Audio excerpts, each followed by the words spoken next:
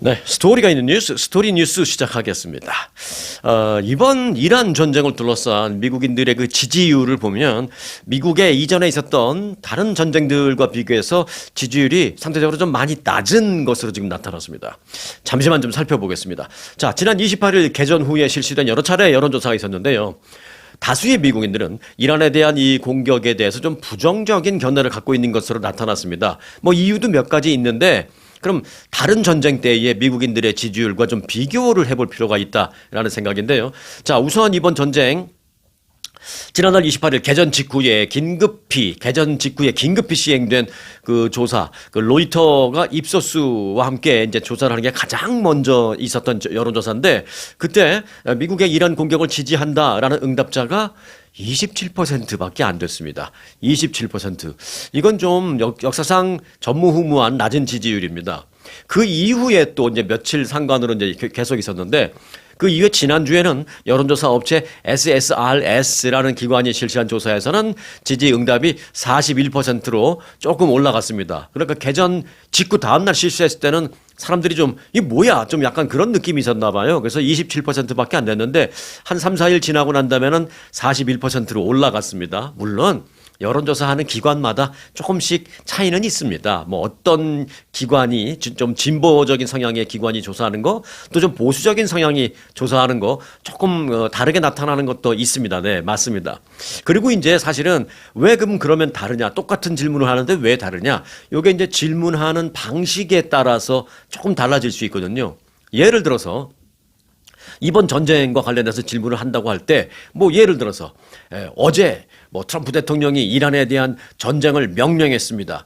이렇게 이란에 대한 전쟁에 대해서 어떻게 생각합니까? 뭐 이러면 갑자기 이건 우리 갑자기 왜 전쟁을 하지? 뭐 이러면서 갑자기 좀 부정적인 생각이 들 수도 있어요. 그런데 그 앞에 설명을 이란이 미국에 지속적으로 뭐 위협을 벌이고 있는 가운데 어제 미국이 개전을 선포했습니다. 어떻게 생각하냐? 이러면 또 조금 지지율이 올라가. 그러니까 약간 질문을 어떻게 하느냐에 따라서 이 좀 퍼센테지 숫자는 달라지게 나올 수도 있습니다. 예. 그래서 이제 우리가 늘 뉴스를 볼 때 그런 점을 잘 간과하고 봐야 된다. 라는 말씀을 좀 드립니다. 그 전제하에 이제 진행을 해서 말씀을 드리겠습니다. 그러면은 그 뭐 보수 쪽에서 조사한 건 없나? 있습니다. 미국 내 보수 여론을 그 뭐 대변한다고 하는 팍스 뉴스가 실시한 조사도 있었는데요. 그것도 이제 지난주 말 전에 50%가 공습에 대해서 지지한다라고 나왔습니다. 확실히 다르긴 하죠, 숫자가.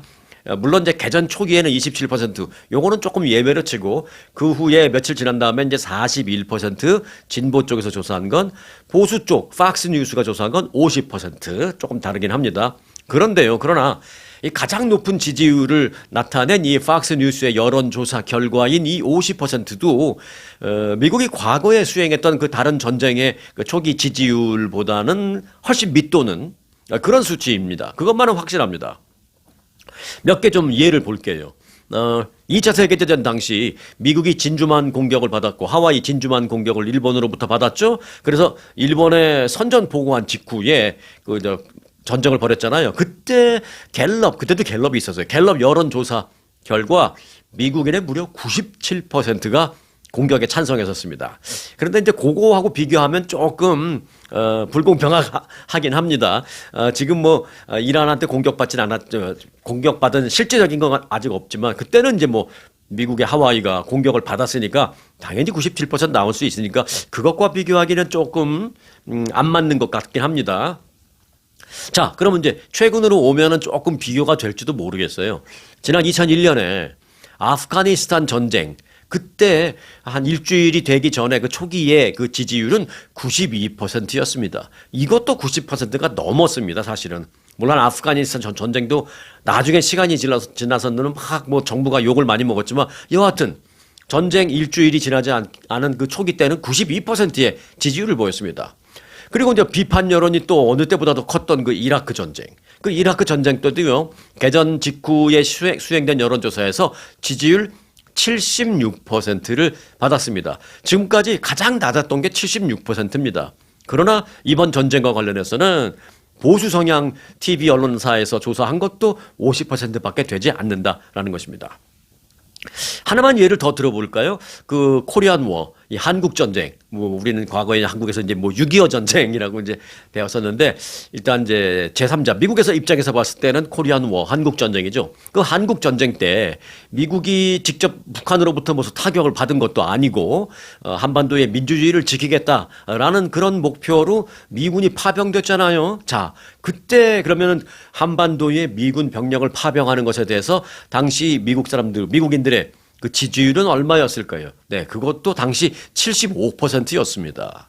그런데 지금 50%라는 것은 역사적으로 가장 낮은, 이해하기 힘들 만큼 낮은 그런 숫자가 나왔다라는 것입니다. 자, 이란 전쟁에 이렇게 상대적으로 낮은 지지율 그 배경, 그 이유는 뭘까에 대해서는 뭐 여러 가지 이유가 있는데 일부 전문가들은 이런 얘기도 합니다.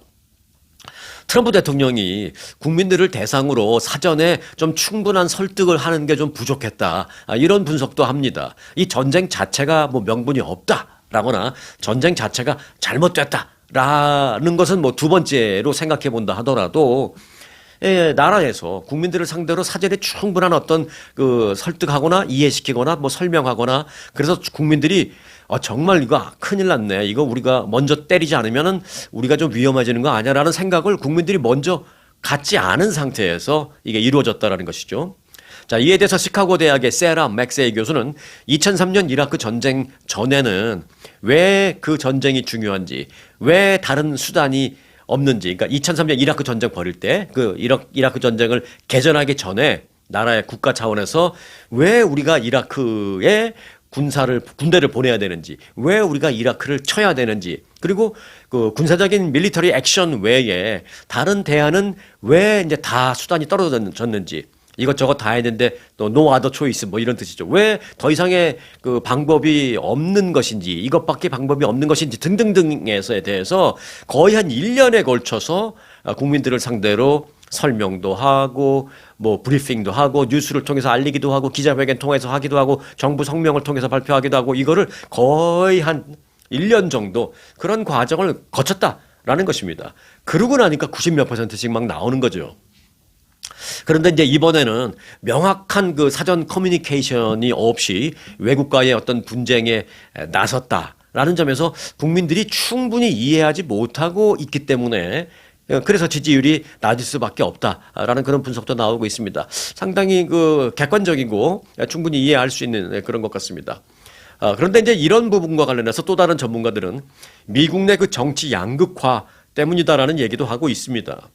개전 초기에 국론이 옛날에는 그 어쨌든 전쟁을 일으켰다면 그게 뭐 민주당 정권 하에서든 공화당 정권 하에서든 여하튼 미국이 군사 행동을 시작했다라면 그 순간 양당이 모두 같이 의견을 결집해서 밀고 나갔던 그런 그 정치 환경이 지금은 아니다라는 것이죠. 그렇게 어떤 밀리터리 액션이 있을 때 나라가 어떤 그 위급할 때는 결집되었던 과거와는 좀 다른 정치 지형이다라는 것이죠. 그래서 지금은 이게 무슨 공화당만 탓하는 것도 아니고 민주당만 탓하는 건 아니고 예를 들어서 앞으로 어느 순간에 또 민주당 정권에서 이런 그 전쟁 행위가 발생했을 때 역시 또 공화당이 그렇게 결집하고 그러지 않을 거다라는 것이죠. 요게 이제 현대의 어찌 보면 현재의 미국의 정치적인 모습이 그렇다라는 것입니다. 하버드 대학의 그 매슈 바움 교수는 이와 관련해서 정치가 국경 밖에서는 멈춘다라는 말이 지금까지는 있었는데 이 얘기는 뭐냐? 우리 안에서는 우리끼리 막 치고받고 뭐 싸우고 다투고 하더라도 이 국익을 지키기 위해서 외국과의 문제에 딱 맞닥뜨리면 우리는 그것과 관련해서는 딱 뭉치는 그래서 이제 국경 밖에서는 정치가 멈춘다라는 그런 말이 지금까지 있었는데 이제는 더 이상 그런 시대가 아닌 것이 됐다. 뭐 이런 판단도 내리고 있는 그런 상황입니다. 여러분들도 아마 많이들 공감하실 것 같다라는 생각인데 여하튼 이번 전쟁의 지지율이 왜 이렇게 낮은가에 대한 분석을 좀 여러 각도에서 좀 전해드렸습니다. 자, 미국의 국방부는 주한미군에 있는 사드 그리고 페이트리엇 미사일 등 이 방공 자산을 이란 전쟁을 수행 중인 중동 지역으로 반출했다라는 그런 워싱턴 포스트의 보도가 나왔는데 이 보도에 대해서 기자들이 막 질문을 하자 국방부는 no comment. 노코멘트를 계속 일관하고 있습니다. 자, 주한미군이 갖고 있는 이 방공 시스템이죠. 예를 들어서 다른 나라에서 한반도로 공격용 미사일을 쏴 보내면 이걸 공중에서 요격해서 없애버려야 되잖아요. 그런 방공 요격 미사일. 근데 크게 보면 두 가지인데 중고도에서 멀지 않은 중거리에서 중고도로 올 때 요거를 이제 공중에서 요격하는 거는 우리가 잘 아는 사드. 그 사드인데 사실 발음은 TH입니다. 뭐 사드 힘드니까 그냥 사드로 할게요. 예. 이 사드 미사일이 이제 중고도에서 요격하는 방어 미사일이고, 그 다음에 이제 고고도에서 요격하는 미사일은 페이트리엇 미사일인데, 한반도에 있는 이 두 미사일 중에 상당 부분을 지금 중동 지역으로 반출했다라는 워싱턴 포도의 보도가 있었거든요. 국방부가 이걸 부인하지 않고 있습니다. 다만 no comment 하고 있는 중이죠.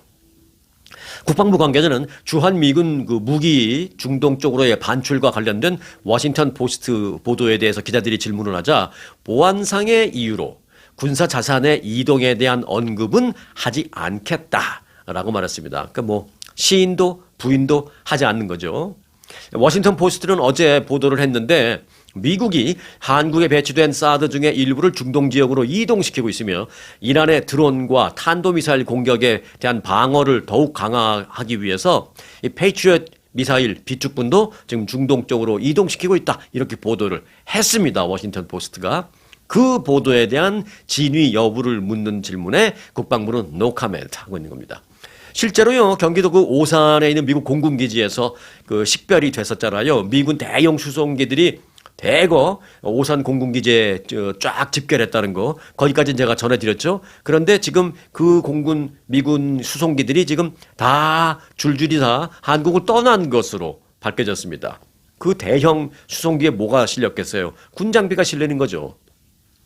그래서 주한미군의 방공 자산이 중동으로 이동했다라는 그런 관측에 확실하게 힘을 실어주는 그런 증거 자료들도 사진으로 많이 나오고 있는 그런 상황입니다.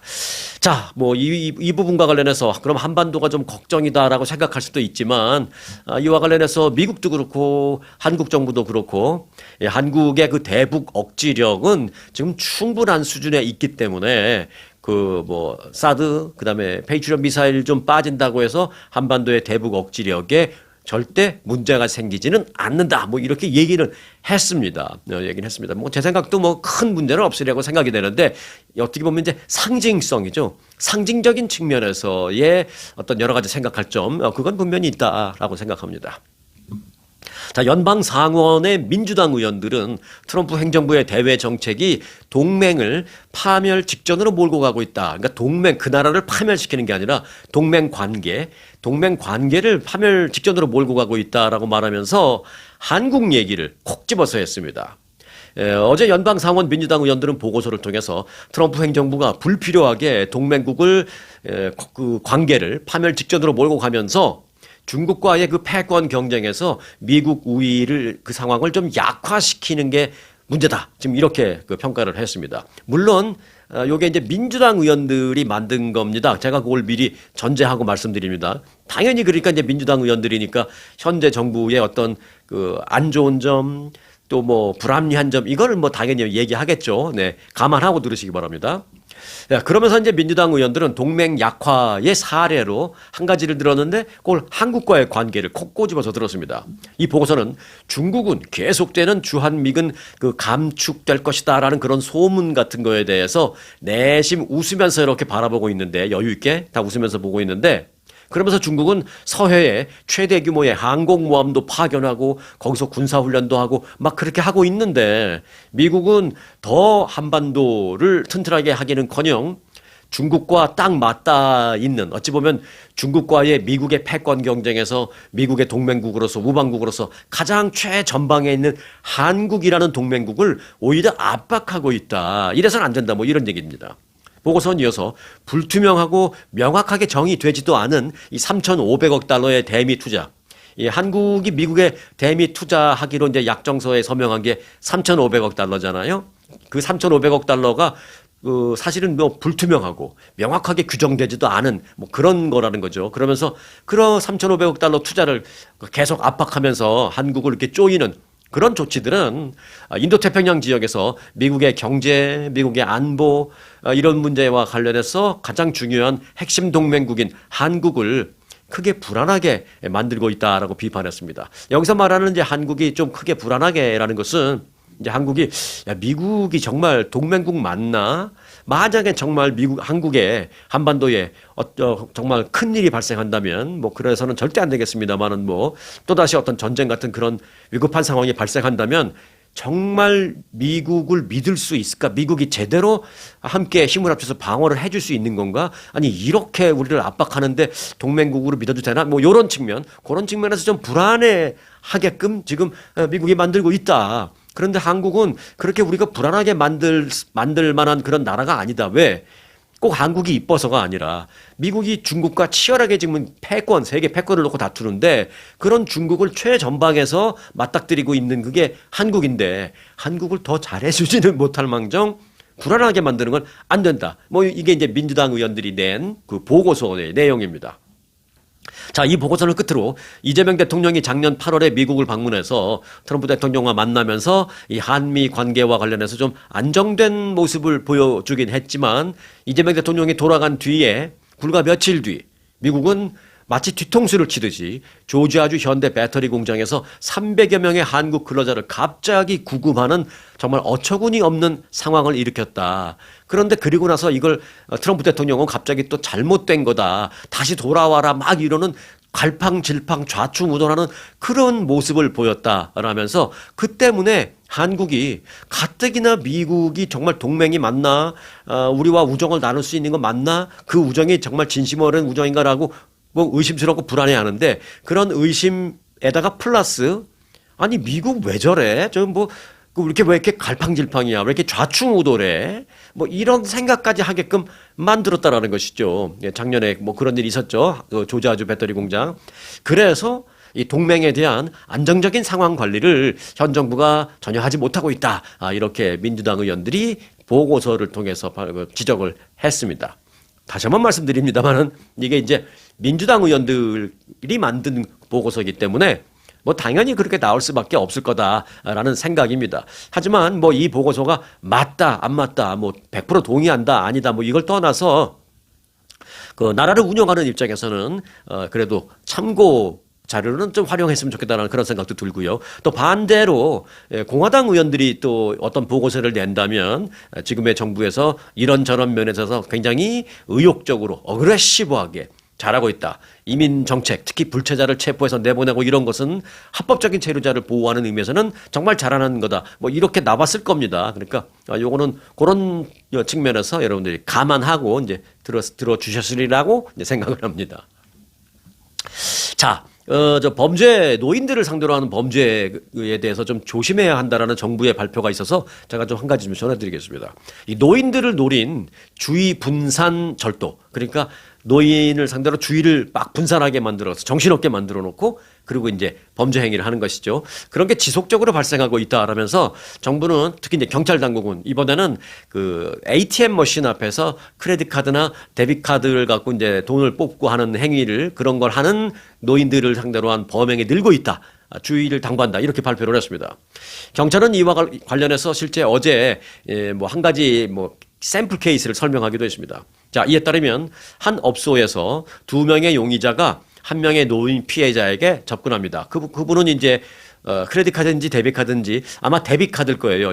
핀 넘버 넣는다고 그런 얘기가 나오는 거 보니까 데빗 카드를 넣고 이제 핀 넘버 치면서 돈을 좀 뽑으려고 하는 그 노인에게 접근을 했습니다. 그런데 1명이 아니라 2명인데 2명이 한꺼번에 가는 게 아니라 이렇게 1명씩 차례대로 가죠. 수사를 다 해보고 난 다음에 이제 이 경찰이 생각해 보니까 이제 이런 거다라고 얘기했는데 이들은 서로 역할을 나누어서 조직적으로 범행을 저지른 것으로 파악이 됐습니다. 한 명의 용의자가 그 노인 피해자가 그 데빗 카드를 넣고 그 키패드에 이제 핀 넣잖아요. 핀이라고 하기도 하고 뭐 우리끼리 얘기할 땐 핀 넘버라고 하기도 하고 이제 PIN 그 넘버를 입력하는 모습을 가까이서 지켜본 뒤에 그러니까 왜 지켜보느냐? 이 사람이 핀 번호를 몇 번을 넣는지 이게 네 자리니까 사실은 외우기가 쉬워요. 더군다나 이제 좀 이렇게 주의를 좀 살피면서 누가 이 번호 보면 안 된다 손으로 가리거나 이렇게 조심스럽게 하지 않고 그냥 멋모르게 이렇게 누르면은 뭐 1, 2, 3, 4, 4078, 뭐 9756, 뭐 예를 들어서 금방 내 자리는 옆에서 이렇게 보면 금방 압니다. 더군다나 이제 키패드가 또 이제 노인분들도 사용할 수 있게 한다고 좀 크게 나왔어요. 그래서 그런 것도 있습니다. 그래서 이렇게 번호를 딱 외웁니다. 번호를 외우기 전에는 범행을 저지르지 않습니다. 왜? 그 카드를 훔쳐가도 쓸 수가 없으니까. 그래서 그 노인 피해자가 핀 번호 이제 넣는 것까지 딱 보고 난 다음에 핀 번호를 다 눌렀다. 그럼 빨리 외우고 잽싸게 그 노인 피해자한테 갑니다. 그러면서 근처에 20불짜리 하나를 떨어뜨려요. 그러면서 툭툭 치면서 아유 여기 돈 떨어뜨렸어요. 뭐 제가 이제 한국말로 연출을 하는 겁니다.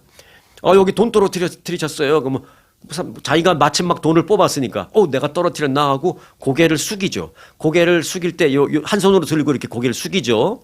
내가 고개를 숙이기 전에 이걸 다 집어넣고 숙이는 사람 없잖아요. 무의식 중에 내가 돈을 떨어뜨렸어 하면 들고 있는 걸 고개를 숙일 거 아니에요. 요때 여기 있는 카드를 확 훔쳐서 달아난다라는 것입니다.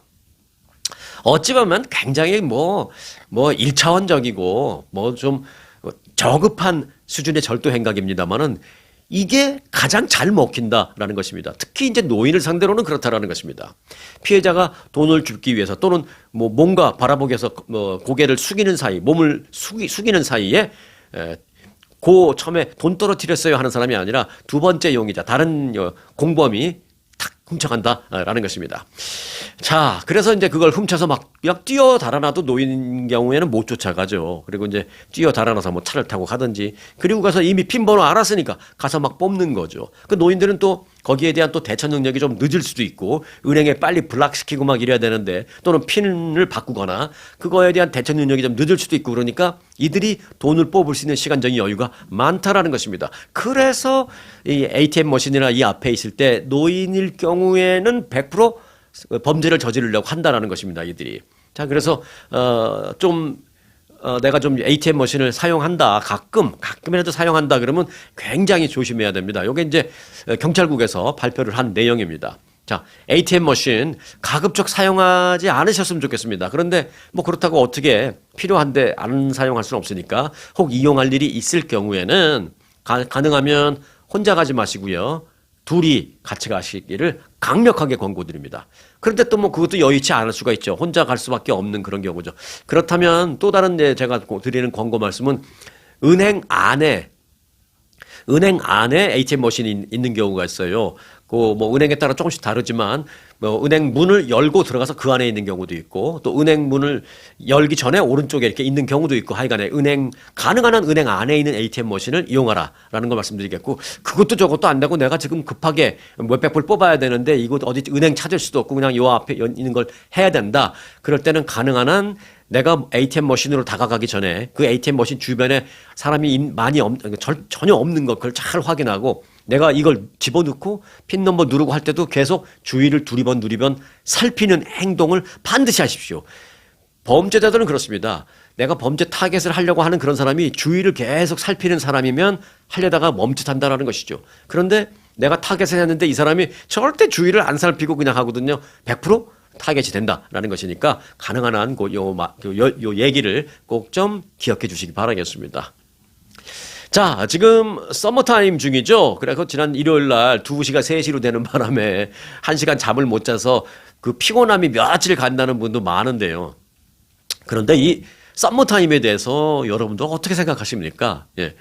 찬반이 뭐 아직도 지금 몇십 년 동안 서머타임을 하면서도 아직도 찬반은 계속 이어지고 있어요. 여러분은 어떠세요? 이 서머타임 이대로 3월 달에 했다가 10월 달인가 11월 달인가 또 풀었다가 이걸 계속 이렇게 해야 되겠습니까? 아니면 그래도 그렇게 하니까 여러 가지 좋은 점이 있어서 좋다고 생각하시는지요? 네. 매년 봄에 시작했다가 가을에 끝나서 이 두 차례 시계를 바꾸는 Daylight Saving Time, 일명 서머 타임이 이제 엊그제 일요일 날 시작이 됐는데, 이에 대한 미국인들의 반응은 여전히 많이 엇갈리고 있습니다.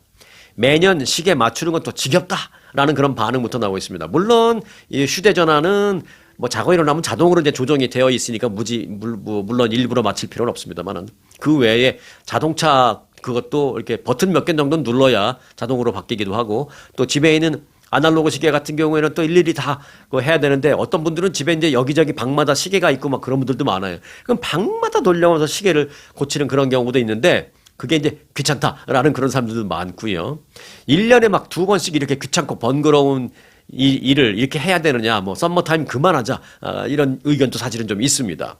그 최근에 여론조사에서도요, 썸머타임을 폐지하자라는 의견이 54%로 나왔습니다.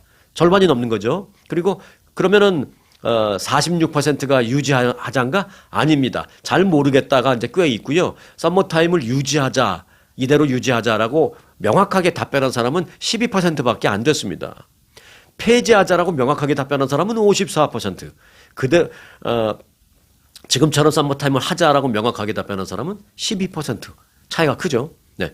그러는데 여러 가지 다양한 반응이 나오는 등 의견은 많습니다. 그리고 뭐 새로운 아이디어를 제출하는 사람들도 있고요. 자, 첫째는 우선 매년 썸머타임을 했다가 풀었다를 반복하지 말고 아예 이 썸머타임을 아예 영구적으로 고정해서 실시하자라는 것입니다. 그러니까 지금 원래 표준시보다는 1시간 빠르게 가는 거잖아요. 1시간 빠르게 가는 이거를 무슨 썸머타임이니 뭐니 하지 말고 그냥 이거를 표준으로 가자라는 겁니다. 네. 그런 의견도 있습니다. 저녁에 해가 더 늦게 지게 되죠. 지금처럼 이렇게 가게 되면. 그래서 요거를 뭐 햇빛 보호법이라고 번역해야 되나요? Sunshine Protection Act라는 그런 그 법안을 발의하겠다는 사람도 있습니다. 그래서 Sunshine Protection Act, 햇빛을 더 많이 받을 수 있게 뭐 이렇게 그 뭐 시간을 좀 보호하자 뭐 이런 겁니다. 근데 뭐 아직 통과된 건 아니고요. 플로리다주를 비롯해서 19개 이상의 주가 이미 이런 법안을 일단 주정부 차원에서는 통과시켰습니다. 주정부 차원에서는 Sunshine Protection Act, 햇빛을 더 많이 보겠다는 거죠. 그 연방 상원에서도요, 지난 2022년 만장일치로 이게 통과된 바는 있습니다. 그런데 그럼 왜 안 하나? 네, 하원에서 이걸 아직 통과 안 시키고 있습니다. 자, 그리고 또 다른 의견은 썸머타임을 아예 하지 말자라는 것입니다. 방금 전에 말씀드린 것과는 또 이제 반대죠. 이 건강 전문가와 미국의 수면 학회 등에서는요, 아침 햇빛이 생체 리듬을 조절하는 데에 더 중요하다라고 얘기하고 있습니다. 이건 이제 어떤 의학적, 과학적, 논리적인 얘기죠. 저녁 때 그 햇빛을 받을 수 있는 시간이 1시간 더 늘어나는 것도 물론 중요하지만 정말 중요한 건 아침에 일어나서 아침 햇살을 받는 거다라는 얘기입니다. 지금처럼 썸머타임을 가게 되면 원래보다 1시간 아침 해가 좀 늦게 뜨죠. 네. 그래서 이제 아침 햇빛을 받는 게 중요하기 때문에 아예 하지 말자. 그래서 저녁은 좀 일찍 지더라도 아침 햇빛을 제대로 받자. 뭐 그런 얘기입니다. 그래서 썸머타임이 영구적으로 이제 실시되면 겨울철에 어두컴컴한 이른 아침. 만약에 영구적으로 한다면 겨울에는 이른 아침에 너무 어두컴컴하다라는 것이죠. 그래서 통학이나 출근 시에 또 문제가 될 수도 있다. 그리고 더 중요한 건 심혈관 질환의 위험이 커진다라고 경고했습니다. 우리의 신체는 이 시간에 맞추어서 수천 년, 수천 년 동안 이렇게 우리가 만들어졌는데 이걸 갑자기 이런 식으로 하면 비록 1시간이라 할지라도 그거는 굉장히 생체 리듬에는 크다. 그러니까 하지 말자. 이런 의견도 있습니다. 그래서 이제 애리조나주하고 하와이주는 주정부 차원에서 이걸 안 하죠. 그래서 곧 애리조나주나 하와이는 지금 썸머타임 아닙니다. 또한 추가적으로도 버지니아 주에서도요, 하지 않기 위해서 이 내용을 지지하는 그런 법안이 지금 상정돼 있습니다. 자, 한편 최근에는 썸머타임과 그 표준 시각을 절충한, 그럼 이건 절충 아니에요? 30분만 빠르게 가는 절반의 썸머타임을 해갖고 그걸 아주 고정으로 해서 영구히 가자, 뭐 이런 얘기도 있어요. 네, 플로리다주 연방 하원 그렉 스튜베 의원이 발의한 이 법안인데요. 표준시보다 30분만 앞당겨서 시간을 고정해서 영구히 가자. 절반 썸머타임을 가자. 뭐 이런 얘기도 나오고 있습니다. 네. 지금처럼 뭐 1시간이 아니라 이제 30분인데 이것도 뭐 사실은 그러니까 뭐 생체 리듬을 영향을 훨씬 덜 받고 햇빛은 많이는 아니지만 조금 더 받고 뭐 이런 얘기죠. 뭐 그것도 뭐 아이디어가 될 수도 있습니다만은 이게 또 30분만 더 가는 것은 또 시간 맞추는 데에 굉장히 또 복잡해질 수도 있습니다. 뭐 컴퓨터도 그렇고 이제 우주와의 연결 문제도 그렇고 뭐 그런 게 있습니다. 자, 하지만 이에 대해서도 매년 2차례 시계를 맞춰야 하느니 번거로움은 없어지지만 30분을 앞당기느니 그냥 뭐 완전한 그냥 일반 표준시로 가지 그게 30분이 뭐야 뭐 이런 의견들도 있습니다. 네? 자연 복잡하게 하지 말고 그냥 자연 그대로를 받아들이고 살자 이런 의견인 거죠. 네. 자연 그대로를 받아들이고 살자. 이것도 확 귀가 쏠깃하네요. 네. 결국 연방의회에서 결정해야 할 사안인데요. 관련 법안들은 에너지 그리고 연방의회 상업위원회 등에 현재 계류는 되어 있습니다. 영구히 픽스해서 갈 것이냐, 아니면 영구히 아예 안 할 것이냐, 아니면 30분만 할 것이냐, 이런 게 종류별로 계류는 되어 있어요. 그런데 지금 뭐 통과되고 최종적으로 통과된 건 아무것도 없습니다. 트럼프 대통령도 매번 시계를 맞추는 것도 불편하고 비용이 많이 든다라면서 서머타임 폐지를 한두 번 언급한 적은 있습니다. 그런데 그 이후에 뭐 더 이상 구체적인 입장은 밝히지 않고 있는 상황이라 지금 현재 펜딩 상태다. 뭐 이렇게 보시면 되겠습니다. 이 한국 분들 이제 교회 가시는 분들은 특히 이제 주일날 컴플레인을 많이 하시죠. 매년 봄과 가을마다 주일 예배 시간을 착각해서 혼란을 겪는다라는 한 한인은 매년 봄마다 잠이 부족해서 힘들고 건강에도 안 좋다는데 왜 이걸 계속하고 있는지 모르겠다라고 이제 불평을 하면서 어찌 보면 무슨 아침형 인간하고 저녁형 인간하고 다투는 것 같다. 뭐 이런 얘기도 하는 분들도 있습니다. 교회 갈 때 시간 틀리고 뭐 이런 것들 요즘은 뭐 스마트폰이 다 있으니까 뭐 그런 일은 거의 없으리라고 생각됩니다. 그런데 그 한 10몇 년 전만 하더라도 그 교회에서 저도 그런 분 많이 봤어요. 한 주도 빠지 않고 잘 나오시는 분인데 썸머 타임이 시작된 그 주에 교회 안 나오신 거예요. 김 집사님 어떻게 됐지? 나중에 알아보면 썸머타임 그 스마트폰이 이제 항상 손에 들고 있던 그런 시대가 아닐 때 시간 잘못 보고 늦게 일어난 거죠. 그리고 뭐 일찍 일어났다 하더라도 시간 보니까 아직 8시밖에 안 됐네. 뭐 이러면서 출발을 안 한 거죠. 그럼 나중에 뒤늦게 알았는데 와보니까 이미 예배 다 끝난 거고 뭐 그런 경우가 사실은 10몇 년 전에는 많이 있었습니다. 뭐 요즘은 뭐 별로 없을 것이라고 생각합니다. 여하튼 이처럼 시간 변경에 대한 주민들의 그 피로감이 높아지면서 정치적 지역적 이해관계가 얽혀서 과연 누가 이 썸머타임을 어떻게 할지에 대한 마지막 결단을 내리게 될지 뭐 여전히 좀 주목되고 불투명한 그런 상황입니다. 오는 11월 1일 끝납니다. 썸머타임이. 11월 1일에 다시 또 시계를 뒤로 되돌려야 할지 아니면 그 전에 이걸 계속한다라고 결정이 나서 그때가 돼도 시간을 안 돌리고 그냥 계속 썸머타임으로 가게 될지 아니면 11월 1일 날 다시 시간을 1시간 돌린 다음에 그다음부터는 고칠 일이 없는 것인지 여하튼 찬반 논란은 올해도 계속되고 있는 상황입니다. 여러분은 어떻게 생각하는지 궁금하네요. 여러분들의 의견은 어떻습니까? 댓글로 의견 한번 남겨주시면 많은 도움이 되겠습니다. 네, LA 국제공항에서 우버, 리프트 등 소위 그 라이드 쉐어라고 하잖아요. 그 라이드 쉐어 차량의 승차와 하차를 위해서 이제 수수료를 내는 게 있어요. 그 수수료를 대폭 인상하는 게 지금 추진되고 있습니다. 조금만 올리는 게 아니라 몇 배가 뜁니다, 지금. 이는 공항의 교통 혼잡을 줄이고 또 뭐 올해 말에 개통 예정인 자동화 셔틀, 피플 무버 이용을 유도하기 위한 조치라고 합니다. 피플 무버라는 건 뭐냐면 공항에 딱 바깥에 나오면 거기 이제 일종의 그 트램 같은 게 있어서 그걸 탁 타고 내 차가 주차되어 있는 거기까지 간다든지 아니면 뭐 우버를 탈 수 있는 곳까지 쭉 간다든지 이제 그런 게 LA 공항에 이제 생깁니다. 올 가을에. LA 공항위원회는 오늘 전체 회의를 열어서 라이드 쉐어 차량의 공항 이용 수수료 인상안을 투표로 결정할 예정입니다.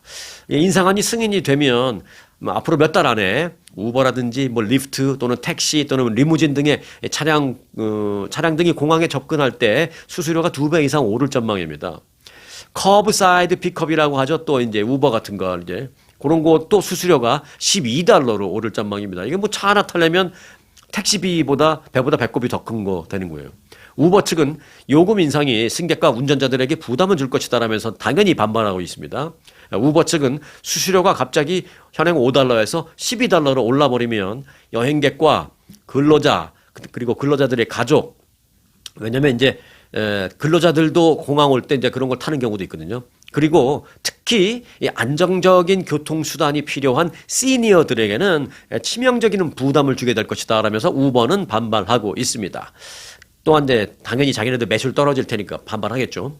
우버는 또한 이 커브사이드 픽업 수수료가 $12로 올라버릴 경우에 세계에서 가장 높은 수준의 액수가 될 것이다 라면서 미국의 전국적으로 대도시 공항 평균이 $4인데 커브사이드 픽업 수수료가 $4인데 이게 세 배에 달하는 그런 12달러를 올린다면 LA 공항은 그야말로 극단적인 사례가 될 것이다 라면서 우려를 표명했습니다. 그리고 만일 다른 공항들도 그렇게 따라한다면 전부 다 뭐 그냥 그 픽업 하기 위해서 가는데 막 10몇 달러씩 내는 이런 일이 발생한다면 특히 시니어들에게 큰 부담이 될 것이다 라면서 반발을 하고 있는데 이 부분이 어떻게 결정이 내려질지 만약에 오늘 나오면 또 제가 여러분들에게 내일 말씀을 드리도록 하겠습니다. 요게 이제 LA 공항이라고 말씀드렸습니다만은 전국의 대도시의 공항들이 지금 눈여겨보고 있어요. LA가 하면 우리도 해야지 그러는 거죠. 그래서 다 오를 수 있기 때문에 지금 이게 굉장히 중요한 투표고 결정입니다. 결정이 나오는 대로 여러분들에게 전해드리겠습니다. 자, 세계에서 가장 부자는 누굴까요? 네, 맞습니다. 일론 머스크 맞습니다. 테슬라와 스페이스 X를 이끌고 있는 일론 머스크가 2년 연속 세계 최고 부자로 꼽혔습니다. 경제 전문 매체 포브스는 제40회 전 세계 억만장자 순위를 발표했습니다. 그러니까 40년 동안 한 거죠. 1년에 한 번씩. 그러면서 8,390억 달러의 자산을 갖고 있는 일론 머스크가 세계 1위의 부자다 이렇게 발표했습니다. 8,390억 달러. 자, 일론 머스크는 지난해에 이어서 2년 연속 1등을 하고 있는데 자산 규모는 랭킹은 똑같이 1등이지만 자산 규모는 이게 뭐 더블 쳤어요, 더블. 지난해에는 3,420억 달러로 1등을 했는데 이번에는 8,390억 달러로 1등을 했습니다. 더블은 조금 안 되고 한 1.7배 정도 되죠. 그리고 포브스가 세계 억만장자 그 집계 순위를 낸 역사상 처음으로 8천억 달러 이상의 자산을 가진 사람으로 역사의 최초 기록을 썼습니다. 그리고 자, 그럼 2위는 누구냐? 2위는 구글의 공동 창업자인 레리 페이지인데 차이가 많이 나요. 자산 2,570억 달러. 3위는 역시 구글의 공동 창업자인 세르게이 브린, 자산 2,370억 달러. 4위는 아마존의 수장 제프 베이조스 2,240억 달러. 5위는 메타, 그러니까 이제 페이스북 창업자인 마크 저커버그 2,220억 달러였습니다. 그리고 이제 6위는 잘 아시는 오라클의 회장 레리 앨리슨인데 1,900억 달러로 집계됐습니다. 자, 그 밖에 이제 순위와는 관계없이 중요한 인물 몇 명만 좀 볼까요? 젠슨 황 엔비디어 CEO가 1,540억 달러의 자산으로 8위에 올랐고요. 빌 게이츠가 1,080억 달러로 19위에 올라 있습니다. 트럼프 대통령도 순위에 발표는 됐어요. 물론 뭐 몇십위는 아니고 트럼프 대통령의 자산은 얼마냐? 이 대통령 하면서 자산이 27% 불어났습니다. 그래서 지금 현재 65억 달러로 지금 뭐 다른 사람 뭐 몇천억 달러 하다가 65억 달러 하니까 얼마 안 되는 것 같은데 이게 얼마 안 되는 게 아니죠. 그 대통령 하시기 전에는 50억 달러가 채 안 됐는데 지금은 한 27%가 늘어나서 65억 달러로 전 세계 645위에 랭크되었습니다. 자, 재밌거리로 한국인들 몇 명만 볼게요. 한국인들 가운데서는 누가 가장 많을까요? 네, 또 맞추셨습니다. 삼성전자의 이재용 회장 270억 달러로 전 세계 부자 95위에 이름을 올렸습니다. 또한 그리고 이제 잘 뭐 모르시겠습니다만은 뭐 좀 생소한 기업이에요. 한국의 바이오 기업이 있는데 케어젠이라는 회사가 있습니다. 이곳의 정용지 대표가 117억 달러로 268위. 그리고 서정진 셀트리온, 이 셀트리온이라는 회사는 잘 기억해 놓으세요. 한국에 있는 그 바이오 제약 회사인데 조만간 글로벌, 미국에도 굉장히 유명해질 거고 글로벌한 그 제약 회사로 발돋움할 가능성이 매우 높습니다. 지금 신약 개발 같은 게 성공하기 일보 직전에 있는 것도 많고요. 자, 한국 셀트리온이라는 바이오 제약 회사의 서정진 회장이 99억 달러로 전 세계 부자 346위에 올라 있습니다. 자, 그리고 이부진 호텔 신라 회장이 98억 달러. 이부진 회장이 그러니까 트럼프 대통령보다 돈 많네요. 98억 달러로 353위. 그리고 정몽구 현대차 명예회장이 97억 달러로 359위에 집계됐습니다.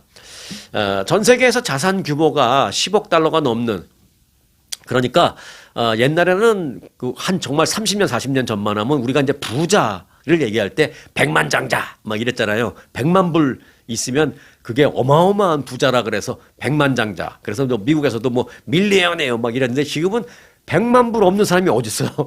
예를 들어서 여러분 집 갖고 있고 차 갖고 있고 뭐 이게 합치면은 뭐 얼추 뭐 그렇게 될 수도 있잖아요. 특히 이제 이 대도시에 사시는 분들, LA나 오렌지 카운티 막 이런 데 사시는 분들은 집 있다 그러면 웬만하면 다 100만 불이잖아요. 물론 그거를 다 팔아서 현금화할 일은 없지만 예를 들면 그래서 요즘은 뭐 자산 100만 달러가 부자라고 말할 수는 당연히 없습니다. 그래서 이제 결국은 이제 천만장자도 부족해서 억만장자 얘기가 많이 나오는데 부자들 얘기할 때 그 억만장자도 사실은 1억 불이 있을 때 억만장자 부자 이렇게 하진 않습니다. 요즘에는 한 그래도 적어도 한 10억 달러 정도 있어야 억만장자 순위 어쩌고저쩌고에 들어가는데 자, 전 세계에서 자산 규모가 10억 달러가 넘는 소위 억만장자의 총수가 3,428명으로 나타났습니다. 지난해보다 이게 400명이 늘어난 거랍니다. 그래서 이와 관련해서 포브스는 지난해는 억만장자의 해였다 이렇게 말했습니다. 그럼 왜 그렇게 됐느냐? 네, 바로 이 AI 관련 주식시장이 폭발했기 때문입니다. AI 관련 주식시장의 열기가 예전에는 상상도 못할 수준으로 주식 자산을 끌어올렸다라면서 이에 따라서 지난 1년간 이 AI 주식을 많이 갖고 있던 사람, 뭐 부자들은 특히 이제 뭐 1억 달러 이상 갖고 있는 사람들은 주식을 한 군데만 갖고 있는 게 아니잖아요. 뭐 분산해서 많이 갖고 있으니까 그 중에서도 이제 컴퓨터나 반도체 특히 이제 AI 관련 주식이 막 폭등을 해서 그들의 자산이 그것 때문에 많이 부러졌다라는 것입니다. 그래서 지난 1년간 따지고 보면 아까 400명이 늘어났다 그랬죠. 그래서 따지고 보면 매일 하루에 한 명씩 전 세계에서 억만장자가 탄생한 셈이다. More than that. 그런 셈이다라고 말하고 있습니다. 매일 한 명씩 억만장자가 탄생했다는데 왜 그 매일에 우리는 없는 걸까요? 뭐 억만장자 아니어도 좋습니다. 예. 골치 아픈 일 없이 그저 평범하고 편안한 게 최고입니다. 예. 여러분들도 아마 동의하시리라고 생각합니다. 자, 오늘도 그래서 편안한 하루 되시길 바라겠습니다. 여기까지 함께 해주신 여러분 고맙습니다. 네, 오늘 영상 마칩니다. 아주 특별한 아주 즐거운 아주 기분이 좋은 아주 편안한 아주 행복한 아주 추억의 남을 같은 코스 같은 일정이라도 추억은 차이가 납니다. 고객 만족도 1등 아주 투어. 내 인생 최고의 순간 1등 여행 아주 좋은 아주 투어 아주 좋은 213-388-4000